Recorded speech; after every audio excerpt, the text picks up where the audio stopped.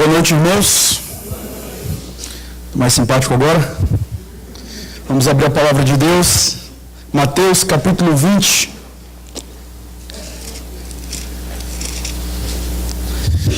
Nós iremos concentrar a nossa meditação desta noite do verso 1 ao verso 16.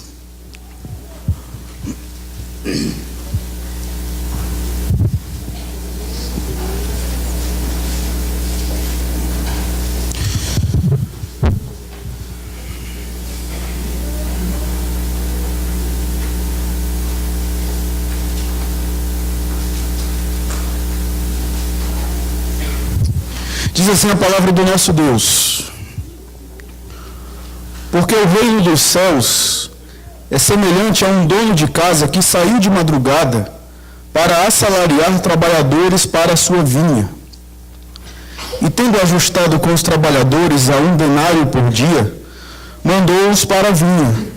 Saindo pela terceira hora, viu na praça outros que estavam desocupados, e disse-lhes: ide vós também para a vinha, e vos darei o que for justo.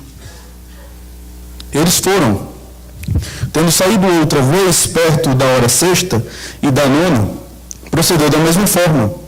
E saindo por volta da hora 1/10, encontrou outros que estavam desocupados e perguntou-lhes: por que estivestes aqui desocupados o dia todo? Responderam-lhe: porque ninguém nos contratou. Então lhes disse ele: ide também vós para a vinha. Ao cair da tarde, disse o senhor da vinha ao seu administrador: chama os trabalhadores e paga-lhes o salário, começando pelos últimos, indo até os primeiros. Vindo-os da hora 1/10, recebeu cada um deles 1 denário. Ao chegarem os primeiros, pensaram que receberiam mais, porém também estes receberam 1 denário cada um. Mas tendo-o recebido, murmuravam contra o dono da casa, dizendo: estes últimos trabalharam apenas 1 hora, contudo os igualastes a nós, que suportamos a fadiga e o calor do dia. Mas o proprietário, respondendo, disse a um deles: amigo, não te faço injustiça. Não combinaste comigo 1 denário? Toma o que é teu e vai-te. Pois quero dar a este último tanto quanto a ti. Porventura, não me é lícito fazer o que quero do que é meu? Ou são maus os teus olhos, porque eu sou bom? Assim os últimos serão os primeiros, e os primeiros serão os últimos, porque muitos são chamados, mas poucos escolhidos. Que o Senhor aplique a sua palavra aos nossos corações, conforme foi orado aqui. Durante 20 anos, eu tenho ensinado e acolhido a doutrina da suficiência da fé nos méritos de Cristo, pelos quais somos aceitos perante o tribunal de Deus.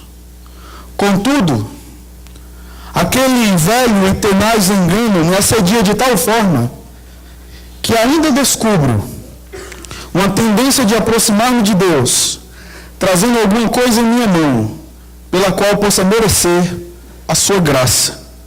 Não posso chegar ao ponto de lançar-me unicamente sobre a pura e simples graça, embora seja isso de suma necessidade. Sabe quem disse isso? Martinho Lutero, o grande reformador que, diante dos ensinos da Igreja Católica, que proclamavam que a salvação era baseada nos méritos, nas obras, ele, depois de 20 anos de reforma, ainda se via assediado pelo sentimento de autojustificação. Nós somos assim. Nós não somos diferentes do nosso irmão Lutero. Nós tendemos a achar que merecemos. Você diz que de repente não tem nada a ver isso. É só o pastor esquecer de agradecer pela doação que você trouxe à igreja que você fica triste. E aí o pastor tem que te fazer uma visita depois. A grande questão é que nós não merecemos e sabemos disso. Mas essa teologia da graça soberana de Deus, da graça incondicional do Senhor, ela deve moldar a nossa vida, porque nós somos pecadores. A nossa tendência é acharmos que o trabalho que nós temos feito é suficiente. É acharmos que Deus nos aceita por conta da nossa santidade. É acharmos que Deus de repente nos aceita por conta dos trabalhos que nós temos desenvolvido na igreja. Quero dizer para você e para mim nesta noite, a teologia reformada, a teologia bíblica, ela nos humilha, porque ela mostra um Deus que nos salva soberanamente, nos salva misericordiosamente, de uma maneira assim incondicional. Não há ninguém aqui que mereça. Por mais santo que você julgue ser, por mais presente que você esteja nas programações da igreja, por mais coisas que você possa vir a fazer, ainda que você tenha plantado 79 igrejas, 79? De onde saiu esse número, né? Tão exato. Não há nada que você possa fazer para bancar a sua salvação. Porque a sua dívida é eterna. E somente um ser eterno poderia pagar uma dívida eterna. E foi por isso que Deus fez um trato com Ele mesmo, ao mandar o seu Filho para morrer na cruz por nós. Alguém que fosse eterno, para pagar a nossa dívida eterna. Romanos capítulo 9, versículo 16. Um texto que nós lemos no momento litúrgico, antes da pregação.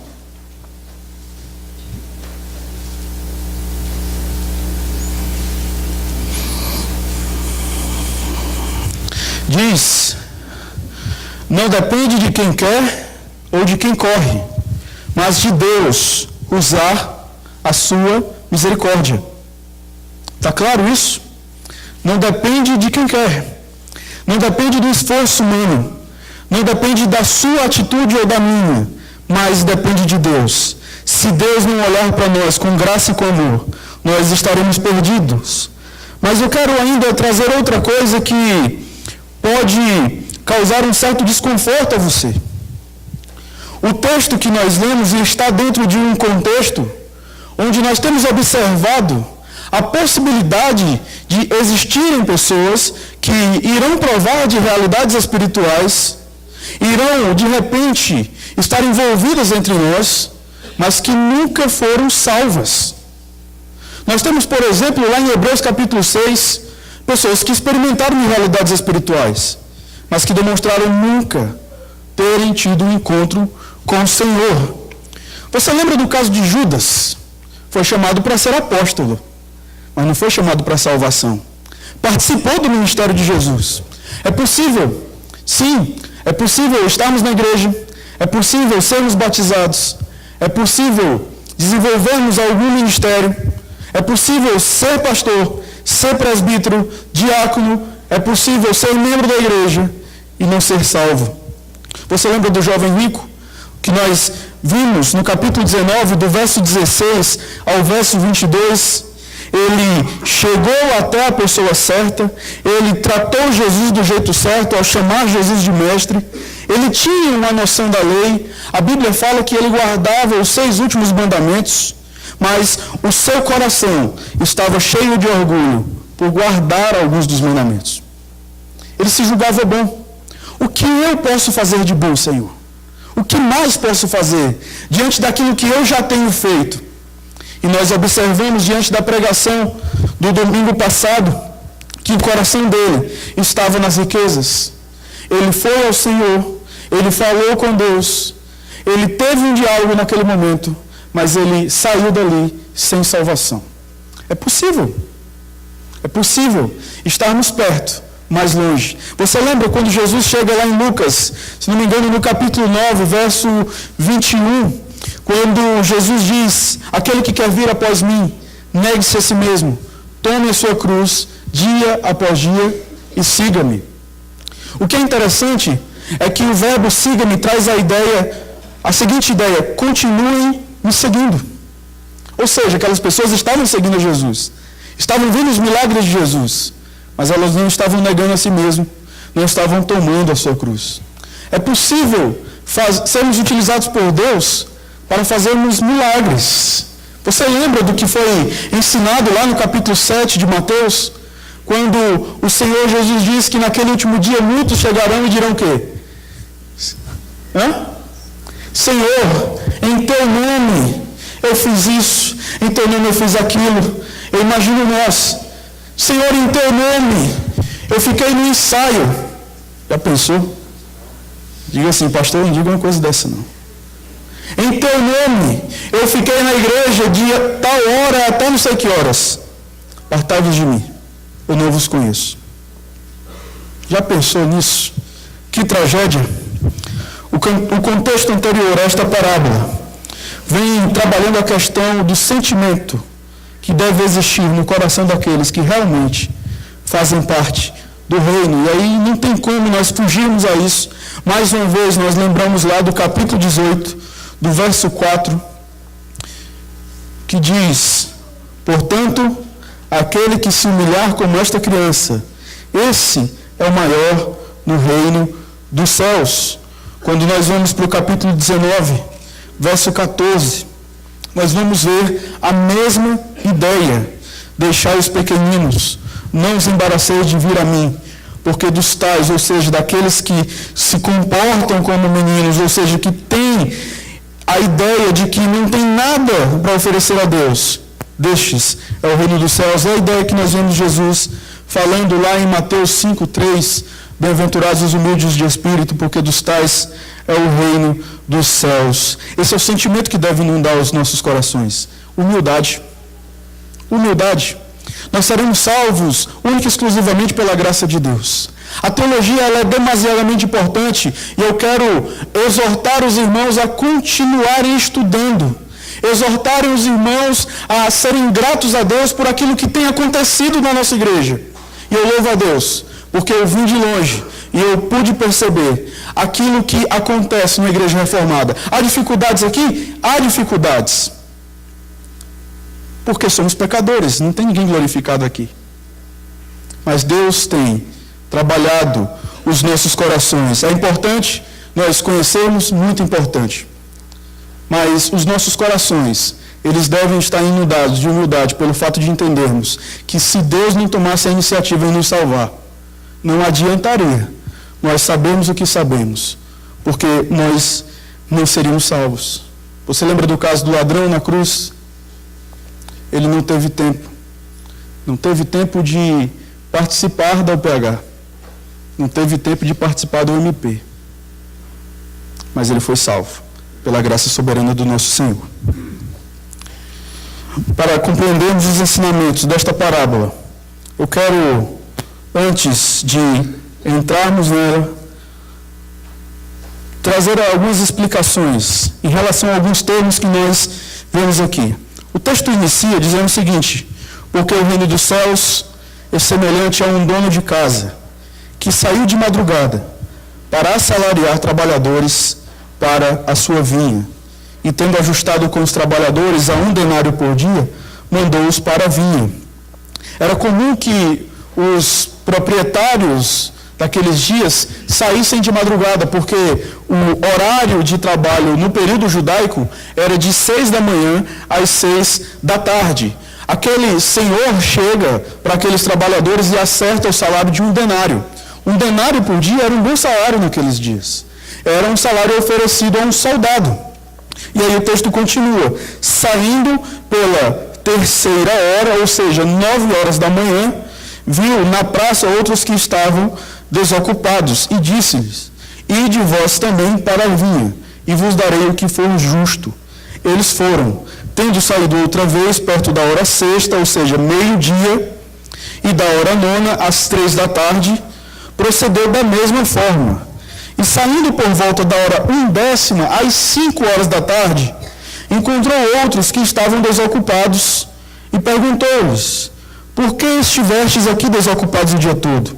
Responderam: porque ninguém nos contratou. Então lhes disse ele: ide também vós para a vinha. Ao cair da tarde, ou seja, às 6 horas da tarde, o proprietário ordena ao seu administrador que pague os seus funcionários, começando do último e indo até o primeiro. O que é interessante percebermos é que os primeiros, aqueles que estavam trabalhando desde as 6 horas da manhã, ficaram indignados com aquela situação. E aí nós observamos do verso 10, A indignação deles, diz assim: ao chegarem os primeiros, pensaram que receberiam mais. Porém, também estes receberam 1 denário cada um. Mas, tendo recebido, murmuravam contra o dono da casa, dizendo: estes últimos trabalharam apenas 1 hora, contudo os igualaste a nós, que suportamos a fadiga e o calor do dia. Os judeus tinham essa ideia, a ideia do mérito.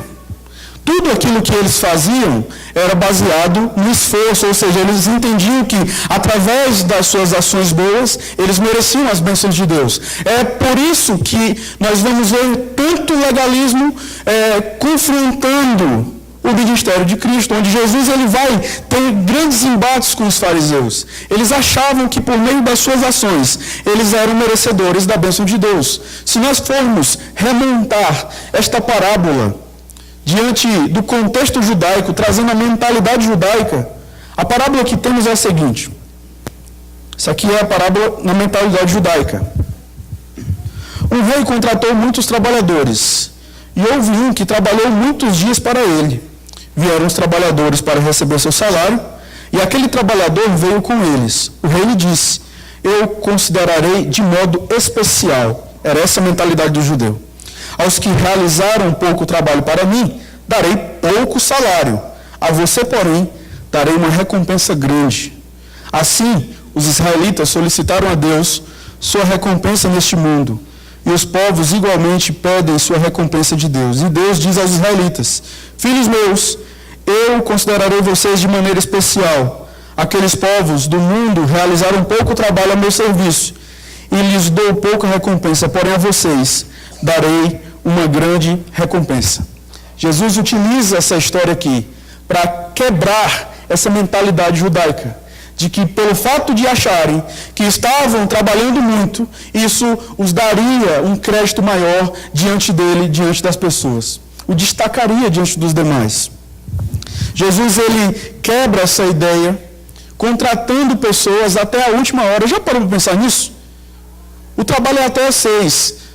O senhor da vinha vai às 5 horas da tarde contratar um para trabalhar apenas 1 hora. Trabalhadores para trabalharem apenas 1 hora. E ele dá o mesmo salário.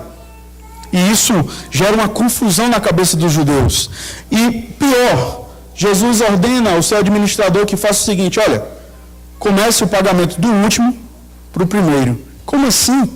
Eu trabalhei aqui desde as 6, ainda vou receber a mesma coisa, ainda vou ser o último a receber? Não pode acontecer isso. Só que conforme nós vimos no domingo passado, quem são os últimos? Os últimos são aqueles que compreendem a sua real necessidade. Aqueles que sabem que são miseráveis, que não trazem algo de valor em si mesmo. Já os primeiros, aqueles que acham que merecem uma recompensa maior, são aqueles que se julgam merecedores pelo fato de acharem que por meio da sua obra devem ser alvos da bênção de Deus. Acham que devem ser considerados por Deus de modo especial. Nós temos um exemplo lá em Lucas, capítulo 18. Eu quero convidar você a rapidamente abrir lá. Lucas, capítulo 18, verso 9 ao verso 14. Nós temos a parábola do fariseu e do publicano.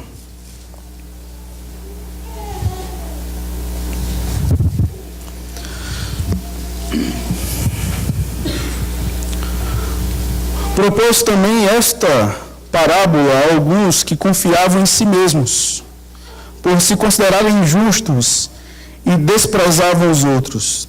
2 homens subiram ao templo com o propósito de orar. Um, fariseu, e o outro, publicano. O fariseu, posto em pé, orava de si para si mesmo desta forma: ó Deus, graças te dou, porque não sou como os demais homens, roubadores, injustos e adúlteros, nem ainda como este publicano. Jejuo 2 vezes por semana e dou o dízimo de tudo quanto ganho. O publicano, estando em pé, longe, não ousava nem ainda levantar os olhos ao céu, mas batia no peito dizendo: ó Deus, sê propício a mim, pecador. Digo-vos que este desceu justificado para a sua casa, e não aquele, porque todo o que se exalta será humilhado, mas o que se humilha será exaltado. É basicamente essa a ideia. Se nós formos analisar o contexto, os primeiros são aqueles fariseus que se julgavam mais santos, que se julgavam salvos, simplesmente pelo fato de observarem a lei. Só que Deus, Ele vem contradizer os nossos conceitos de recompensa. Deus nos salva, apesar de nós. Deus nos salva soberanamente. Eu quero só abrir um parênteses aqui, para falar de duas visões, rapidamente, de duas visões que têm influenciado muitas igrejas dos nossos dias. Por um lado, nós temos os calvinistas, que acreditam que a salvação é um ato de Deus. Por outro, nós temos os arminianos, que acreditam que a salvação é um ato do homem, é uma ação do homem, é a responsabilidade do homem. Eu quero dizer para você, meu irmão, que nós não estamos diante de mais uma interpretação bíblica. Arminianismo não é uma interpretação bíblica, arminianismo é outro evangelho. Porque arminianismo, ele vai apresentar um Deus que não é um Deus bíblico, não é um Deus soberano. De modo que, se você que está aqui hoje, pensa e defende que a salvação está nas suas mãos, eu quero convidar você a repensar a sua salvação. Porque a sua salvação não depende de você, depende única, exclusivamente de Deus. Diante disso, eu quero convidá-los nesta noite para meditarem comigo sobre o seguinte tema: a salvação é fruto da graça soberana de Deus e não do seu trabalho, como nós temos visto até aqui. A salvação é fruto da graça de Deus, da graça soberana de Deus e não do seu trabalho. Como alguns julgam que por meio do seu esforço pode adquirir a salvação, eu tenho uma pergunta. Se a salvação fosse fruto do esforço humano, quanto você acredita que seria suficiente para pagar uma dívida eterna? Se a salvação depende de você, quanto você acha que é suficiente para que você pague essa dívida eterna? Sendo você finito, sendo você comparado a um sopro, diante de um Deus eterno, diante de um Deus santo e que tem uma santidade eterna. A nossa dívida só pode ser paga por Cristo. Em primeiro lugar, Deus é quem toma a iniciativa na salvação, e nós observamos isso nesse texto. Quero convidar você a olhar o verso 3. Saindo pela terceira hora, viu na praça outros que estavam desocupados, e disse-lhes: ide vós também para a vinha, e vos darei o que for justo. E eles foram. E aí diz a palavra de Deus que ele sai novamente, perto da hora sexta, ou seja, meio-dia, e ele vai sair novamente às 3 horas. E ele vai sair novamente às 5 horas. O que nós observamos aqui é a iniciativa de um Deus soberano, de um Deus que é santo, de um Deus que tem todos os motivos do mundo. Na verdade, do mundo não, os motivos dele, para acabar conosco. Mas ele vem até nós, ele toma a iniciativa. Eu quero convidar você a abrir lá em Gênesis capítulo 3, versículo 8.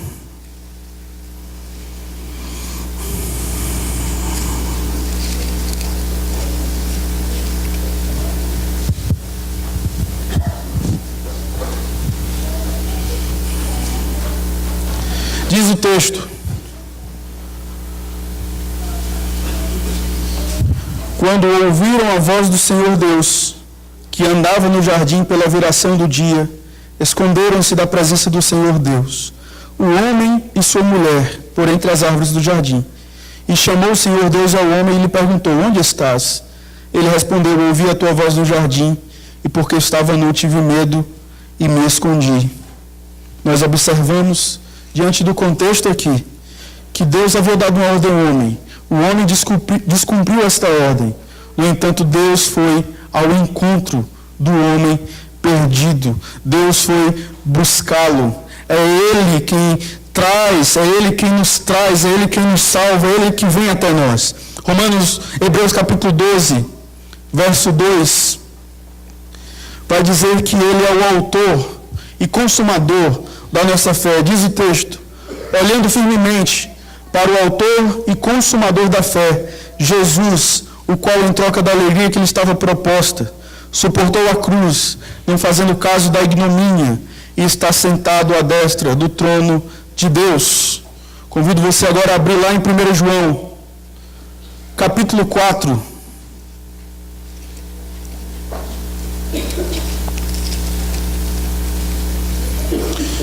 Verso 19.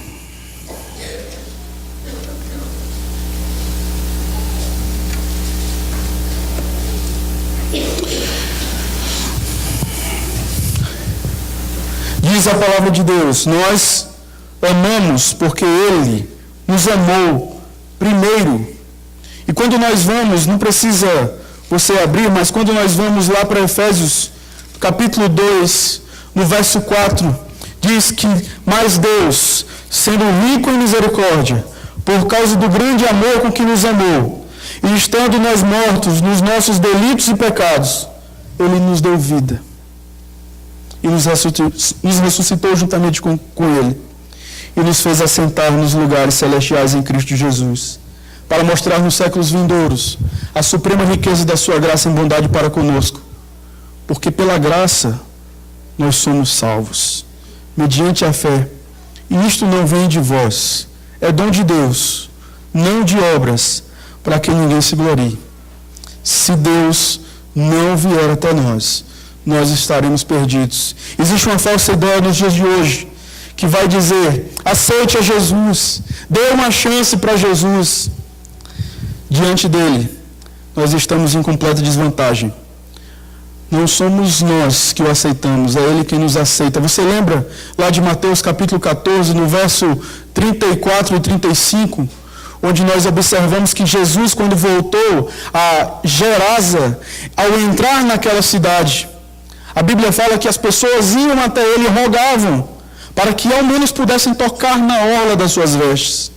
Bem diferente do evangelho que nós temos observado nos dias de hoje. Em segundo lugar, Deus salva motivado por sua graça e não por nossos méritos. Convido você ao verso 5, mais uma vez, do capítulo 20.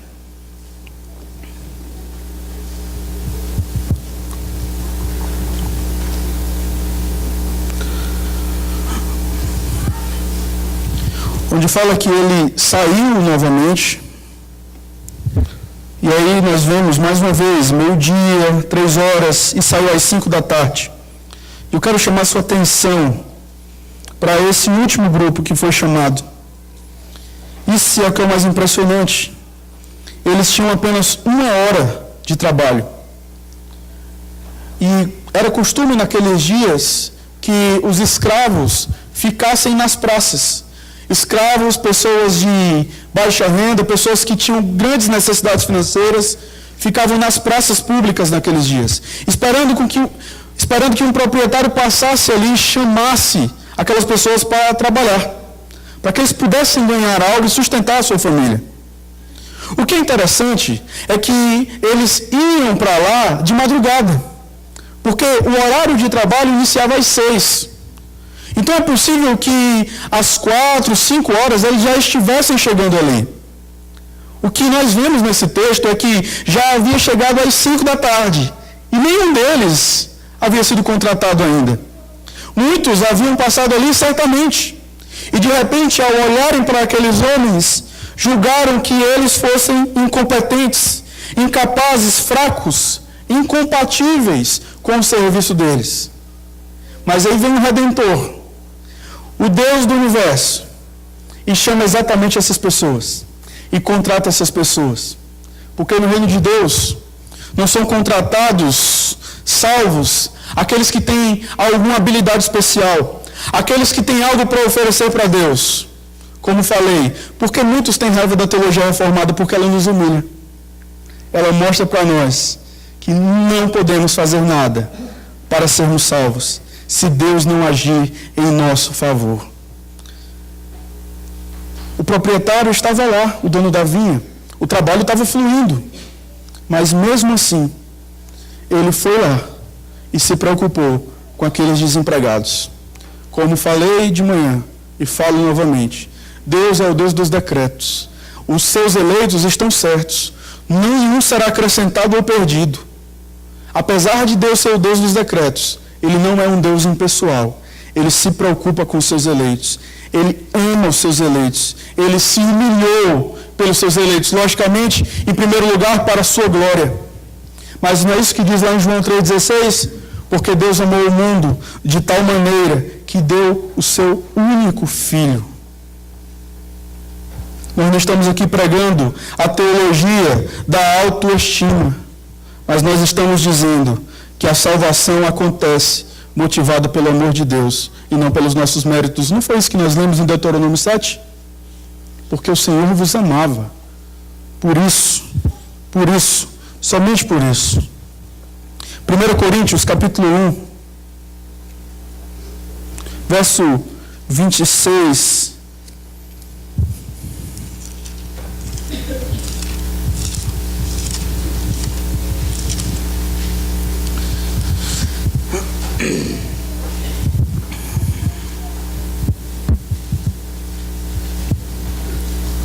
Em diante diz: irmãos, reparai, pois, na vossa vocação, visto que não foram chamados muitos sábios segundo a carne, nem muitos poderosos, nem muitos de nobre nascimento. Pelo contrário, Deus escolheu as coisas loucas do mundo para envergonhar os sábios, e escolheu as coisas fracas do mundo para envergonhar as fortes. E Deus escolheu as coisas humildes do mundo e as desprezadas e aquelas que não são, para reduzir a nada as que são, a fim de que ninguém se vanglorie na presença de Deus. E é exatamente isso que vai motivar esta oração de gratidão do Senhor Jesus, que nós vemos lá no capítulo 11, no verso 25 ao verso 27, quando diz o texto: por aquele tempo exclamou Jesus: graças te dou, ó Pai, Senhor do céu e da terra, porque ocultaste estas coisas aos sábios e instruídos, e as revelastes aos pequeninos. Sim, ó Pai, porque assim foi do teu agrado. Tudo me foi entregue por meu Pai. Ninguém conhece o Filho, senão o Pai, e ninguém conhece o Pai, senão o Filho, e aquele a quem o Filho o quiser revelar. Eu quero dizer para você que é incompatível com aqueles que nasceram de novo o sentimento de orgulho. Não temos do que nos orgulharmos. E aí, de repente, você pode até dizer para mim: mas eu não sou orgulhoso, eu sou muito humilde. Já deixou de ser humilde, já. Picou o fumo aí. É fácil nós falarmos diante de Deus que nós somos humildes. Eu sei que você não faz isso, mas é fácil dar uma de humilde diante de Deus. O difícil é considerar o outro superior a você mesmo. Essa é uma aplicação do entendimento que eu tenho de que a graça de Deus, ela se manifesta na minha vida. Eu não sou melhor do que o meu irmão. Porque é a graça de Deus que me permite viver da forma como eu vivo. É a graça de Deus que me salva. Nós temos, por exemplo, mais uma vez a questão do ladrão na cruz, lá em Mateus 27, 44, onde eles estavam falando mal de Jesus. E, ao que parece, em Lucas, capítulo 23, versículo 41, houve uma mudança em um daqueles ladrões. 23, 41.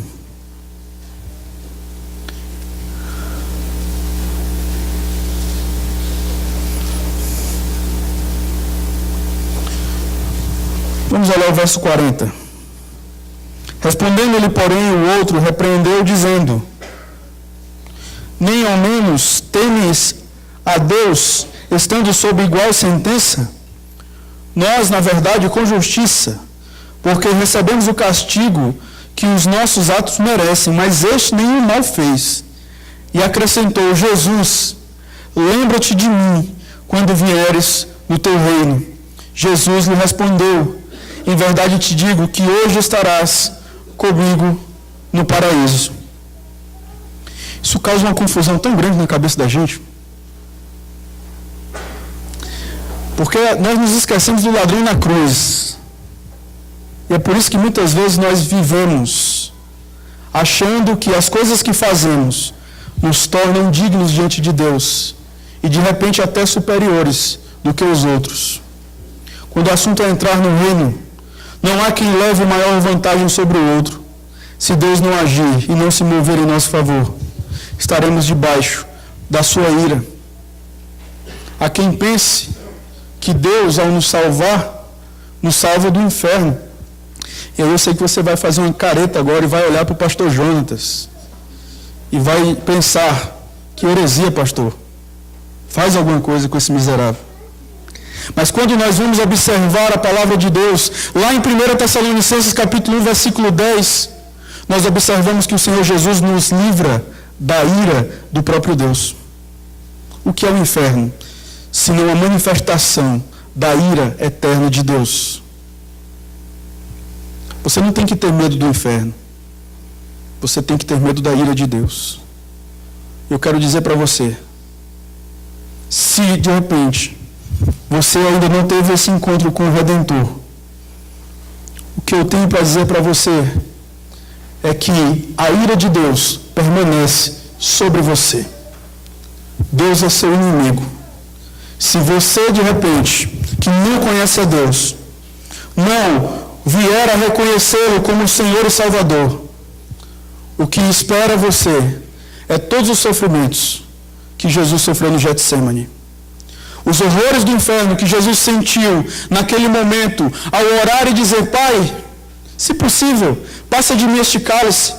O cálice, nós sabemos que não eram as chibatadas, não eram os pregos ou a humilhação, mas era a ira do Pai. Se você morrer sem Cristo, se você morrer sem ter sido encontrado pelo dono da vinha, eu quero dizer para você que você experimentará tudo aquilo que o Senhor Jesus experimentou do Getsêmani até a cruz. E isso eternamente. Se você sair daqui desta noite achando que você é dono da sua vida, achando que pelo fato de estar na igreja há 20 anos ou 30 anos, achando que pelo fato de repente fazer parte de algo na igreja, isso garante você, achando que pelo fato de ter nascido na igreja, isso garante você. Se Jesus não for a sua satisfação, se Jesus não for o único suficiente Salvador para você, o único suficiente Redentor, você experimentará aquilo que Cristo experimentou na cruz, a ira do Pai, eternamente. Diante disso, do fato do Redentor ter vindo até você que de repente teve esse encontro, nós devemos sermos gratos a Deus. A gratidão, ela ganha significado. A gratidão não é algo circunstancial. A gratidão não está limitada às respostas de emprego ou de concurso que eu recebo. A gratidão, ela é norteada por aquilo que Cristo fez na cruz por mim. Se você não é uma pessoa grata, você simplesmente está deixando de reconhecer a manifestação da bondade de Deus sobre a sua vida. Se você vive sendo uma pessoa ingrata, é provável que você não tenha nascido de novo. Em segundo lugar, viva para a glória dele. Ele que veio até o seu encontro graciosamente, contratou você, salvou você. Viva para a glória dele. Atos capítulo 20, versículo 24. Diz a palavra de Deus: porém, em nada considero a vida preciosa para mim mesmo, contanto que complete a minha carreira e o ministério que eu recebi do Senhor Jesus, para testemunhar o Evangelho da graça de Deus. A salvação em Cristo, ela modifica a nossa forma de ver a vida. Jesus, ele não vem para ser um apêndice. Jesus não vem para ser um amuleto. Jesus não vem para colaborar com os nossos planos. Jesus vem para tirar aqueles planos que são ídolos para nós e estabelecer os planos dele, porque ele é o Senhor da vinha. O reino é dele, o reino não é nosso.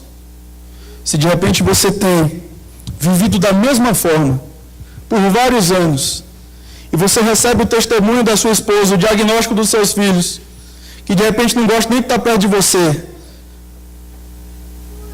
pelas coisas que você fala, pelas coisas que você tem feito, é provável que você ainda não tenha tido encontro com o Redentor. A salvação, de fato, modifica a nossa vida, modifica as nossas orações, ela influencia o nosso evangelismo, ela influencia os nossos relacionamentos. Nós continuamos no texto, onde nós observamos que aqueles que trabalharam primeiro achavam que mereciam mais, achavam que teriam que ganhar mais, porque se esforçaram mais. No reino de Deus não é dessa forma. Quem dá o prêmio é Ele. E aí nós voltamos aqui no capítulo 19, versículo 27, quando Pedro fala: eis que nós tudo deixamos e te seguimos, que será, pois, de nós? Jesus lhes respondeu: em verdade vos digo que vós, os que me seguistes, quando na regeneração o Filho do Homem se assentar no trono da sua glória, também vós vos assentareis em 12 tronos para julgar as 12 tribos de Israel. E todo aquele que tiver deixado casas, ou irmãos ou irmãs, ou pai ou mãe, ou mulher, ou filhos ou campos, por causa do meu nome, receberá muitas vezes mais e herdará a vida eterna. Porém, muitos primeiros serão últimos, e os últimos os primeiros. E aí Jesus vai utilizar essa parábola para dizer para Pedro que não houve uma barganha, que tudo isso que ele conquistou, mesmo que ele tenha rejeitado a sua vida e seguido a Cristo, tudo isso, ainda assim, é fruto da graça soberana de Deus. Deus os abençoe, que nós possamos, irmãos, cada dia mais, deixarmos com que essa teologia, essa doutrina bíblica que nós vimos aqui, modifique a nossa vida. Uma coisa é eu dizer que Deus me escolheu incondicionalmente. Outra coisa bem diferente é eu viver na perspectiva de que, de fato, se não fosse Deus que tivesse me escolhido, eu jamais entraria no reino dele. Uma coisa é eu acreditar que a depravação, ela é total. Outra coisa bem diferente é eu entender as minhas limitações e misérias. São coisas bem diferentes. E aí eu pulo lá para o último ponto. Uma coisa é eu saber que a perseverança, ela só é perseverança porque Deus persevera por nós. Outra coisa é eu perceber isso na minha vida, a cada dia. Vendo o que Deus vai providenciando para que eu continue firme nos seus caminhos. Nós perseveramos, não é porque nós corremos, mas é porque Ele nos segura pelas suas mãos, porque Ele nos guarda, somente por isso.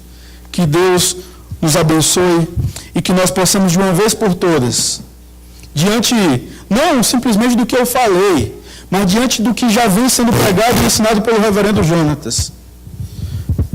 Eu não sei que nome você vai dar, se você vai se intitular calvinista ou isso ou aquilo outro, mas uma coisa você precisa saber: foi Deus quem salvou você, foi Deus quem veio até você.